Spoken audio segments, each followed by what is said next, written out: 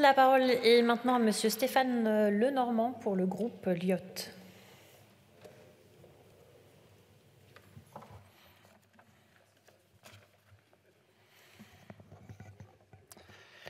Bien, Madame la Présidente, Monsieur le Ministre, Monsieur le Président de la Commission, Monsieur le rapporteur, chers collègues.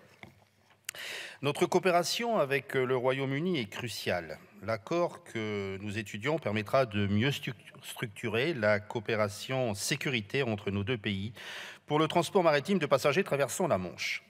La ratification de cet accord est d'autant plus nécessaire que les Jeux olympiques et paralympiques, notamment en 2024, devraient accroître sensiblement le nombre de passagers concernés par ces liaisons maritimes. Les équipes de protection de navires de passagers, que nous appellerons les EPNAP, seront déployées en fonction des alertes fournies par les services de renseignement. Le partage d'informations relatives aux menaces pour la sûreté maritime et portuaire fait en conséquence l'objet d'un article spécifique. Afin que cet accord ne reste pas lettre morte ou ne soit pas dénoncé dès les premiers mois de son entrée en vigueur, les dispositions font la part belle à l'échange d'informations en temps réel entre le navire et l'État côtier. Nous ne pouvons que saluer cette méthode qui permet de respecter la souveraineté des États. Les applications de ce texte seront donc très concrètes. Et de plus, on peut noter avec satisfaction la coopération en matière d'enquête pénale afin de punir les auteurs de tout acte illicite pouvant mettre en danger la vie des personnes lors de ces liaisons transmanches. Le dit accord assurera aussi une coopération globale pour garantir la sécurité des passagers sur la Manche, en amont avec le renseignement pendant la traversée grâce à l'extension des prérogatives des équipes de sûreté et a posteriori dans le cadre des enquêtes. Malgré ces avancées et la qualité de ce texte, notre groupe souhaite attirer l'attention sur 3 points. Premièrement, cet accord rend nécessaire une juste répartition des coûts de la protection des passagers. Chaque État devra supporter les charges financières des opérations qu'il aura décidées. Il importe que les efforts ne deviennent pas asymétriques au risque de rendre la coopération caduque. Deuxièmement, l'accord permet à des agents privés d'exercer les missions précitées. Nous espérons sincèrement que ce recours à des entreprises privées sera limité à des pics d'activité et ne deviendra pas la norme.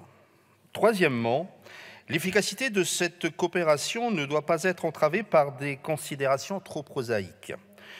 Comme l'a rappelé d'ailleurs le rapporteur Dumont en commission des affaires étrangères, les EPNAP sont considérés aujourd'hui comme des passagers. S'il ne reste plus de place, leur déploiement serait donc pas possible.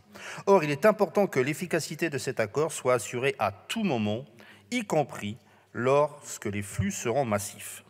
Notre groupe suivra avec attention l'évolution de ces 3 problématiques.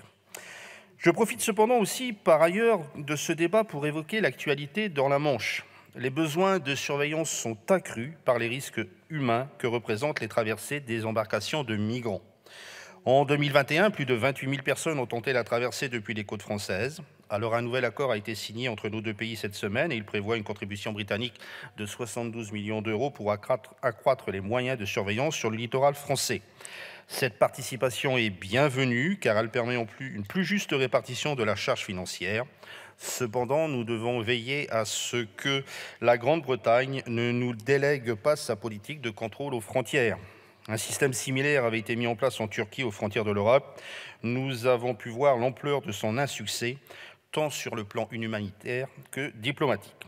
Enfin, comment ne pas évoquer l'article du Monde concernant l'effroyable défaillance des services de secours français qui n'ont envoyé aucun moyen de sauvetage le 24 novembre 2021 pour venir en aide à une embarcation de migrants en train de sombrer dans les eaux françaises. 27 personnes sont mortes, c'est intolérable. Notre groupe demande à ce que toute la lumière puisse être faite sur cette tragédie. Nous espérons que le présent accord permettra d'éviter ce genre d'inaction de part et d'autre dans le domaine de la sûreté.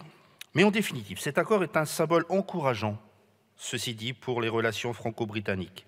N'oublions pas que les échanges avec Londres sont tendus depuis le Brexit. N'oublions pas non plus que la lutte contre le terrorisme est toujours un sujet d'actualité. N'oublions pas non plus que les activités militaires se multiplient dans la Manche. Bref, que nous avons tout intérêt à ce que cet accord puisse être efficace. Aussi, le groupe Liberté, Indépendants, Outre-mer et Territoires votera en faveur de cette ratification. Merci. Je vous